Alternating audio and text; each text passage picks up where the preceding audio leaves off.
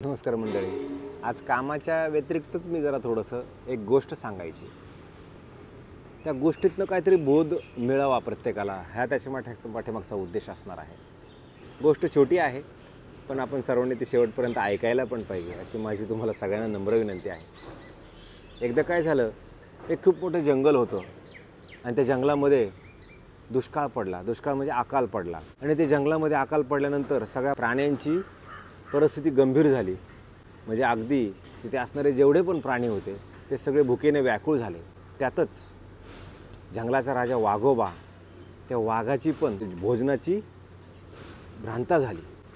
मग वाघाने विचार केला की आता आपण या जंगलातनं दुसऱ्या जंगलात जाऊ आणि तिकडे आपल्याला काय खायला मिळतं काय म्हणून बघू. मग त्यावेळेला काय झालं, ते वाघाचे काही पिल्लं होते. ते पिल्लं तसेच जंगलात थांबले आणि त्या वाघोबानी आणि वाघोबाच्या पत्नीनं सांगितलं की बाळांनो, तुम्ही ह्या जंगलामध्येच थांबा, आम्हाला शिकार करून येऊपर्यंत. तो वाघ आणि वाघीण तर ते शिकारीला गेले, वाघाचे पिल्लं राहिले जंगलामध्ये. हे सगळं चाललेलं होतं. त्यावेळेला तिथे एक हरीण आली. हरिणीने बघितलं, अरे वाघाचे पिल्लं इथं का बसलेत? ते रडत होते वाघाचे पिल्लं. तर हरणीला वाटलं की अरे वाघाचे पिल्लं व्याकुळ झालेत भुकेनं, आणि हरणीनं स्वतःचं दूध त्या वाघाच्या पिल्लांना पाजलं. बरं, पाजल्यानंतर तिथेच एक कबूतर होता. त्या कबुतराला मनामध्ये ईर्ष्या झाली, अरे ह्या वाघाच्या पिल्लाला हरीण दूध पाजते. तर थोड्या वेळानंतर दुसऱ्या दिवशी ती परत त्याच वाघाच्या पिल्लाजवळ आली. तर तोपर्यंत वाघ आणि वाघीण त्या शिकारीवरनं परत आले. पण त्यांना कोणत्याही प्रकारची शिकार तिकडे दिसली नाही. मग त्यांनी समोर बघितलं तर हरण. त्या हरणीला बघितल्यानंतर वाघ आणि वाघाची बायको ते म्हटले, आता आपण या हरणालाच खाऊ. वाघ आणि वाघीण त्या हरणावरती आक्रमण करणार. तितक्यातच वाघाचे पिल्लं ओरडायला लागले, पप्पा पप्पा, मम्मी मम्मी, त्या हरणीला तुम्ही खाऊ नका. तर त्या बाळांचं ऐसा ऐकल्यानंतर वाघ आणि वाघीण आश्चर्यचकित झाले. मग त्यांनी विचारलं, अरे का नको खाऊ? तर वाघाचे पिल्लं बोलले, अहो आम्हाला त्याच हरणीनं आम्हाला दूध पाजलंय. हे ऐकल्यानंतर तिथे झाडावरती एक कबूतर बसलं होतं. त्या कबुतराला असं वाटलं, अरे हरणाने वाघाच्या पिल्लांची मदत केली, हरणाने वाघाच्या पिल्लांना दूध पाजलं, म्हणून वाघ आणि वाघिणीनं त्या हरणाला खायचं सोडून दिलं. आपण पण याच्या पुढे कोणाची तरी नक्की मदत करायला पाहिजे. मित्रांनो, मग जेव्हा हे सगळं कबुतराने ऐकल्यानंतर 1 दिवस, 2 दिवस आणि 3 दिवस त्याच्यानंतर खूप भला मोठा पाऊस झाला. पाऊस झाल्यानंतर सगळे प्राण्यांचे खूप खुशी झाली. सगळे प्राणी खूप आनंदी झाले. पण काही दिवसांमध्ये एक उंदीर त्या जंगलामध्ये आला.